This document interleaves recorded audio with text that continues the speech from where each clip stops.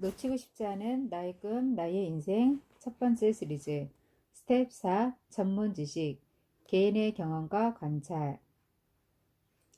성공의 길로 진입하려는 사람에게 여러 가지 지식은 그 길을 포장해주는 역할을 한다. 지식에는 두 가지 종류가 있다. 하나는 일반 지식이고 또 하나는 전문 지식이다. 일반 지식은 아무리 다양하고 폭넓게 알고 있을지라도 부를 축적하는 데는 별로 쓸모가 없다. 대학에서 수준 높은 일반 지식을 가르치고 있는 교수들을 보자. 그들은 지식을 가르치는 일에는 전문가일지 몰라도 그 지식을 효과적으로 짜임새 있게 활용하는 일에는 전문가가 아니기에 불을 쌓는 것과는 거리가 멀다. 지식을 많이 갖고 있기보다는 얼마나 잘 활용하느냐에 따라 부의 축적이 달라진다. 즉, 지식은 단순한 재료에 지나지 않는다. 그 지식이 효력을 발휘하기 위해서는 목표에 맞는 방법을 이용해 효과적으로 사용해야 한다. 그런데도 사람들은 단순히 지식의 유무를 두고 사람의 지성을 판단한다. 헨리 포드가 학교를 거의 다니지 않았다는 이유로 그를 무식한 사람이라고 단정해버리는 것도 그렇다. 그는 비록 지식을 대단하게 쌓지는 않았지만 세계 최고 수준의 부호가 되었다. 지식으로 사람을 판단하는 사람들은 교육이라는 말의 의미를 정확하게 파악하지 못하는 것이다. 교육이라는 단어는 라틴어의 에디코에서 생겨난 것으로 끌어낸다는 의미가 들어있다. 즉, 인간의 내부에 원래 갖추어져 있는 능력과 재능을 끌어내어 확장한다는 의미다. 그러므로 진정으로 교육받은 사람이란 자기 마음속에 갖추어져 있는 여러 가지 능력을 자유자재로 능숙하게 조절하고 그것을 이용해 주위 사람들과 협조하며 자기의 목표를 달성해 나가는 사람을 말한다. 타인의 지식을 활용하는 것이 지혜다. 제1차 세계대전 때 시카고의 어느 신문에 헨리 포드를 무지한 평화주의자라고 논평한 기사가 실린 적이 있다. 포드는 그 사실에 이의를 제기하고 신문사를 명예훼손으로 고소했다. 재판이 진행되자 신문사 측 변호사는 포드를 증언대에 세워 그가 무지한 인간이라는 것을 배심원들에게 증명하려고 했다. 포드는 자동차에 대해서는 깊은 지식을 가지고 있었지만 변호사의 짓궂은 질문 공세에는 거의 대답을 하지 못했다. 변호사가 포드에게 퍼부은 질문은 가령 베네딕트 아놀드는 어떤 인물이었습니까? 라든가 1776년의 독립정전 당시 영국이 미국에 파병한 군대의 수는 얼마였습니까? 같이 어처구니 없는 것이었다. 그래도 포드는 영국이 보낸 군인의 수는 정확히 모르겠지만 아마 전쟁이 끝나고 귀국한 군인의 수보다는 많았을 것으로 생각합니다. 라고 재치 있게 대답했다. 그러나 지나치게 공격적인 질문이 계속되자 포드는 변호사를 향해 손가락질하면서 이렇게 답변했다. 만약 내가 당신 질문에 모두 대답해야 한다면 여기서 한 가지 알아둘 것이 있어. 내 사무실 책상에는 많은 버튼이 한 줄로 늘어서 있는데 그중 필요한 버튼 하나만 누르면 그 분야의 전문가가 와서 나에게 정확한 답을 가르쳐 줍니다. 오히려 당신에게 묻고 싶소. 어째서 내가 지금까지 질문받은 것 같은 일반 지식을 모두 알아두어야 하나요? 나에게는 필요할 때 필요한 지식을 알려주는 전문가가 많은데. 참으로 논리적인 반론이었다. 이 물음에 자타가 공인하는 달변가인 변호사도 입을 다물었다. 법정에 꽉 들어차 있던 사람들도 포드가 무지한 사람이기는커녕 매우 현명한 사람이라는 것을 인정해야만 했다. 필요할 때 올바른 지식을 얻는 방법을 알고 있고 그 지식을 체계화하여 효과적으로 활용하지 않은 사람을 무지하다고 할 수 있겠는가? 포드가 전문 지식을 가지고 있는가는 그다지 중요한 문제가 아니다. 중요한 것은 지식을 활용하느냐 못하느냐다. 당신은 부자가 되기 위해 좀 더 풍부한 전문 지식을 갖고 싶다고 생각할 것이다. 그러나 반드시 자신이 그 지식을 전부 가질 필요는 없다. 각 분야의 전문가들을 협조자로 하여 도움을 구하면 당신의 약점을 보완할 수 있기 때문이다. 다시 말해서 전문 지식을 가진 현명한 인재를 고도로 조직화하여 활용함으로써 막대한 부를 얻을 수 있다. 교육을 충분히 받지 못한 사람도 얼마든지 재산을 축적할 수 있다. 단지 교육을 받지 않았다는 이유로 열등감에 사로잡혀 고민하거나 염려할 필요가 없다. 전문가를 모아 협력자를 만듦으로써 당신은 그 보좌관들과 동등한 교육을 받은 사람이 될 수 있다. 토마스 에디슨은 3개월밖에 학교에 다니지 못했다. 그러나 결코 지식이 없는 사람이 아니었으며 비참한 인생을 겪은 사람도 아니었다. 헨리 포드도 6년 정도의 학력밖에 없었지만 큰 부자가 되어 여유로운 일생을 보냈다. 지식을 얻기 위해서는 먼저 목적을 달성하기 위해 어떤 지식이 필요한지 알아야 한다. 그것은 당신 인생의 목적이 어떤 것이냐에 따라 결정될 것이다. 필요한 지식이 무엇인지 알았다면 그 지식을 어디서 어떻게 손에 넣을 것인가를 검토하라. 지식을 얻는 방법에는 다음과 같은 것들이 있다. 스스로의 경험과 공부, 주위 사람들의 지식이나 경험, 대학 강좌, 공공도서관, 전문학원. 필요한 지식을 얻으면 그것을 효과적으로 체계화하여 실행 계획을 세워야 한다. 지식은 활용하여 가치 있는 결과를 만들어낼 때 의미가 있다. 당신이 좀 더 공부하고 싶다면 먼저 무엇을 위하여 어떤 지식을 찾고 있는가를 명확히 해야 한다. 다음에는 그 지식을 어떻게 얻을 수 있는가를 연구해야 한다. 성공하는 사람들은 자신의 목표나 사업과 관계 있는 전문 지식을 탐욕스럽게 파고든다. 그러나 성공하지 못하는 사람들은 학교를 졸업하면 이제 모든 공부는 끝났다고 생각한다. 이는 잘못된 생각이다. 학교 교육이라는 것은 어떻게 하면 인생에 유익한 지식을 얻을 수 있는가 하는 공부 방법을 가르쳐주는 것에 지나지 않는다. 또한 현대에는 각 분야의 전문 지식을 가진 사람을 필요로 하므로 자기 교육에 충실해야 한다. 배움에는 나이가 따로 없다. 경영자들은 여가를 활용하여 공부하는 의욕적인 사람이야말로 지도자로서 기대해 볼 만하다는 것을 경험을 통해 잘 알고 있다. 시간을 아껴가며 공부하는 열정적인 셀러리맨이 언제까지나 말단으로 있을 리 없다. 그들의 노력은 반드시 보상받는다. 나태한 자는 그들을 위해 길을 양보하지 않을 수 없고 성사들은 반드시 그들을 발탁할 것이다. 가족을 부양해야 해서 공부할 시간이 없다 라든가 나이를 너무 먹어 공부하는 것이 창피하다 라든가 좋은 대학을 나왔는데 다시 교육을 받는다는 것은 품위 문제다 등의 핑계를 대는 사람들을 위해 슈티어트 오스틴 와이어 이야기를 할까 한다.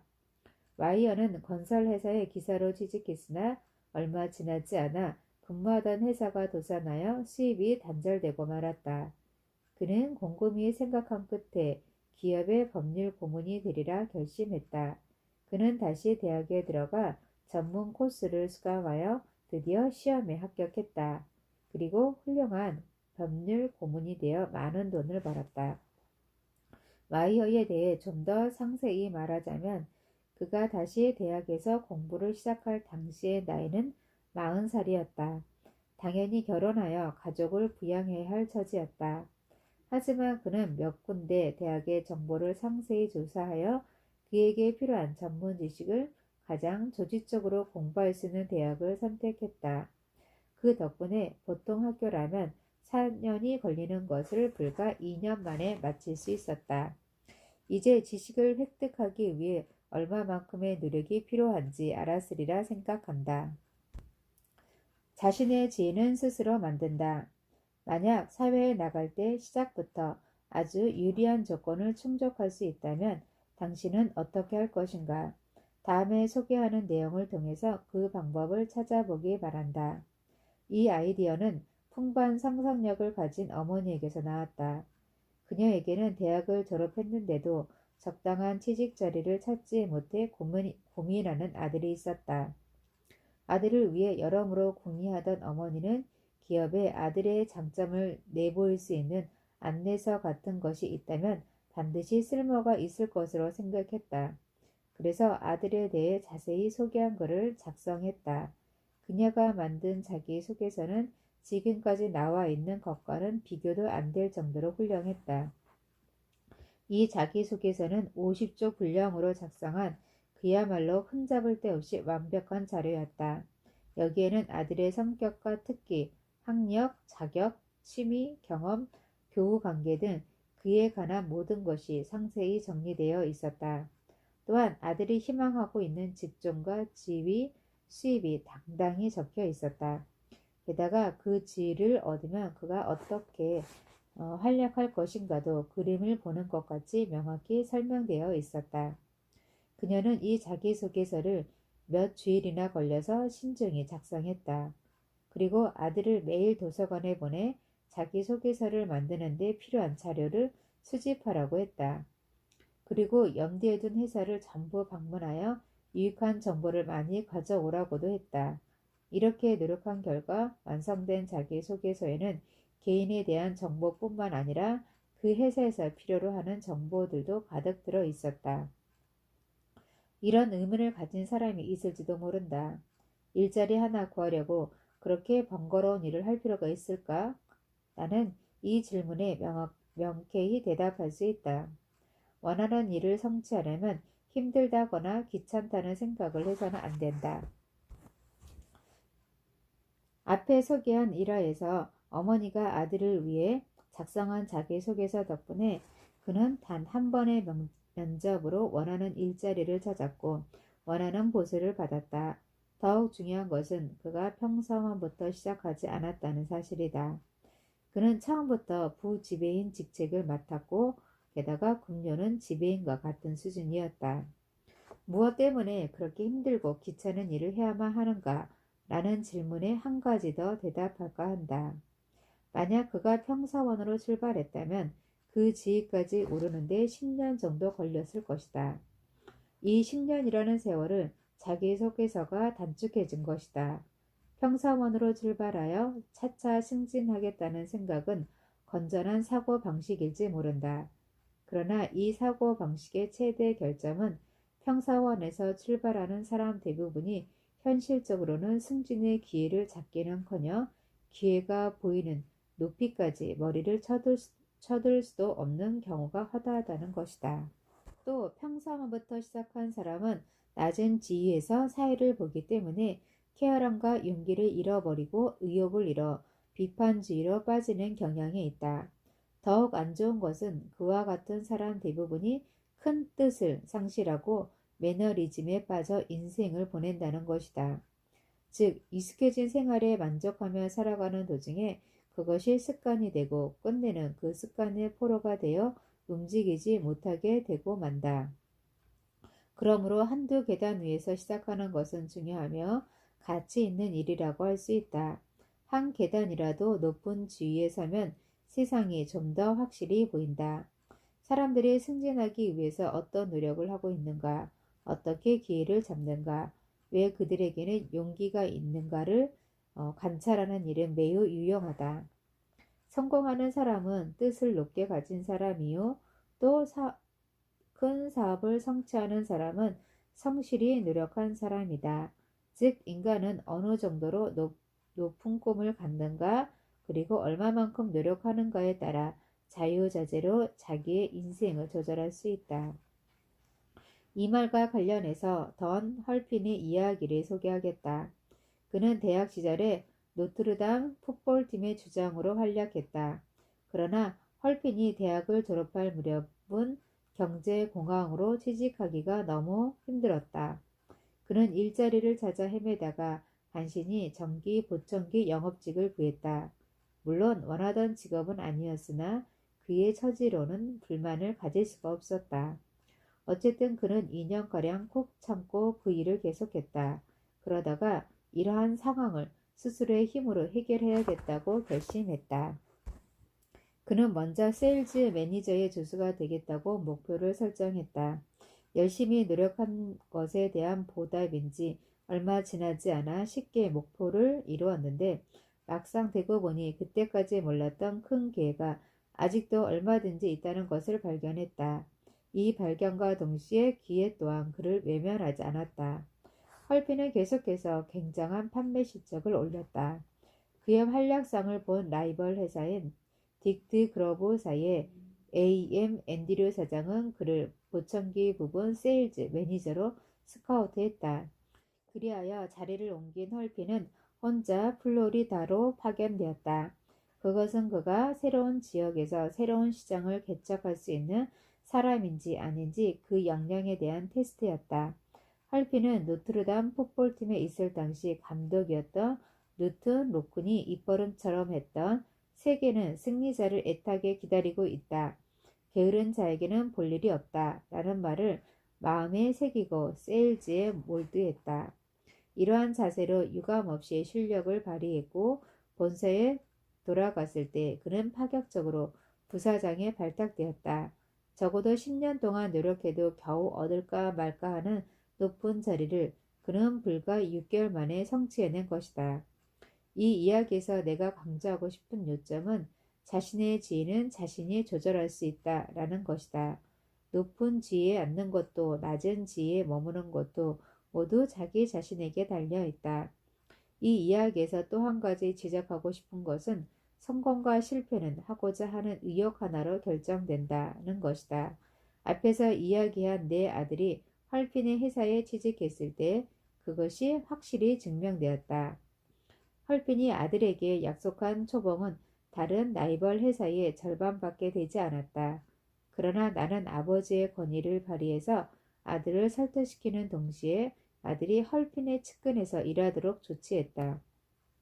헐핀처럼 자기의 지위는 자기 스스로 잡아야 한다는 투지에 가득 찬 사람 곁에 있는 것은 돈으로 사지 못하는 좋은 기회라고 생각했다. 신념으로 가득한 사람 옆에서 훌륭한 감화를 받을 수 있을 것으로 기대했다. 낮은 지위에도 만족하려는 안이한 생각은 버려라. 무엇을 하고자 하는 의욕은 불만족스러운 상황을 타개하는 힘이 된다. 아들을 위해 자기소개서를 작성했던 어머니는 현재 전국에서 들어오는 많은 사람들의 자기소개서 주문을 처리하는 일로 정신이 없다고 한다. 이 자기소개서는 취직하는 사람과 채용하는 사람 모두에게 불필요한 낭비를 없애고 이익을 주는 멋진 아이디어였다. 만일 당신 자신을 좀 더 유리하게 홍보하고 싶다면 이 어머니처럼 풍부한 상상력을 발휘해 실험하기 바란다. 아마도 학력이 높은 의사나 변호사보다 더욱 높은 수입을 올릴 수 있을 것이다. 풍부한 상상력은 무한한 가능성을 가지고 있다. 이것은 여러 가지 전문 지식을 효과적으로 짜 맞추어 소망을 이루기 위한 계획을 작성할 때 무엇보다도 필요한 것이다.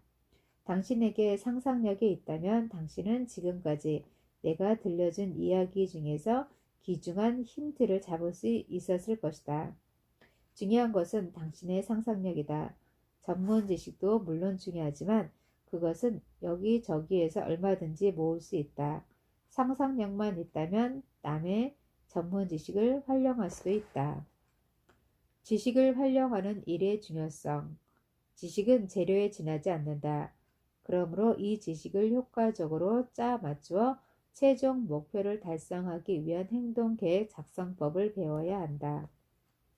얼마나 많은 지식을 갖고 있느냐가 중요한 것이 아니고 지식을 얼마나 잘 활용하느냐가 더 중요하다.